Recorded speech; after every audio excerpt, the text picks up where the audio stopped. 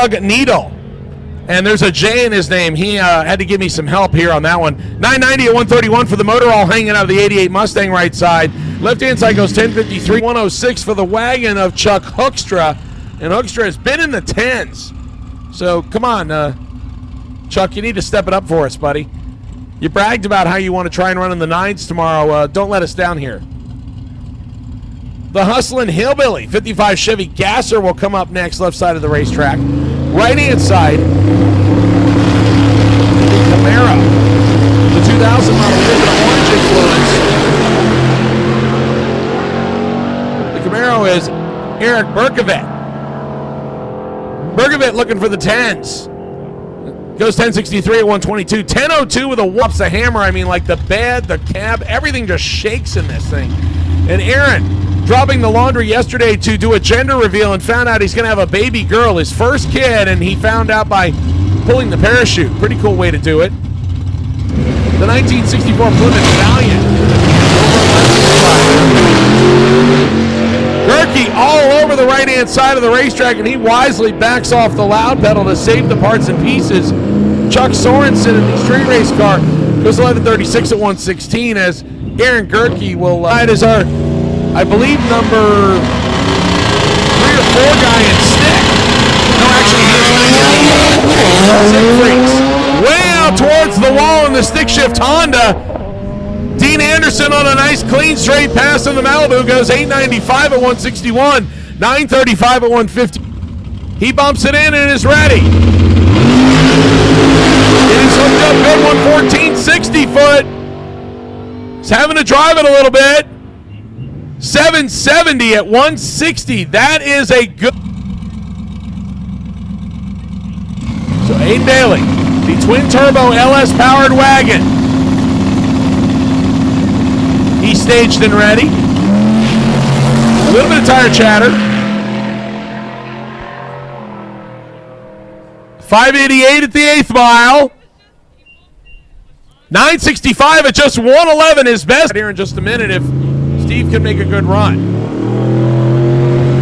He staged.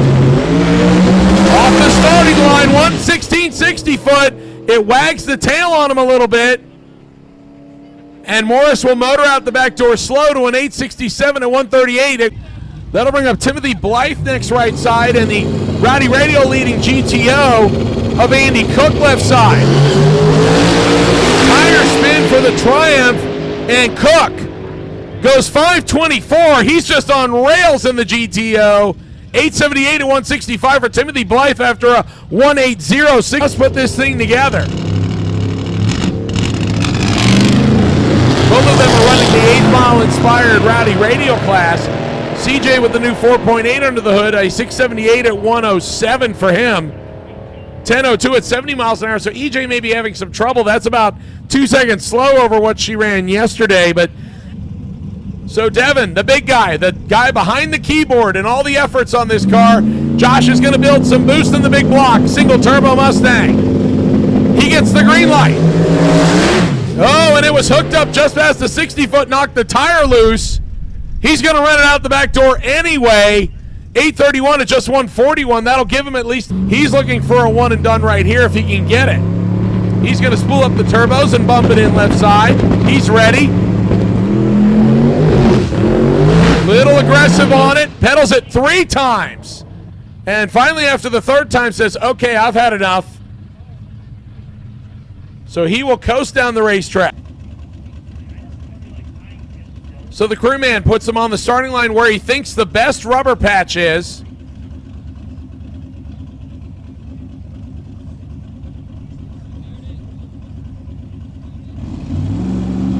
Goldstone. Going to build boost. And bumps it in. Pull the trigger and hang on. Here we go. Has to pedal it once, twice, and says no good. So Goldstone.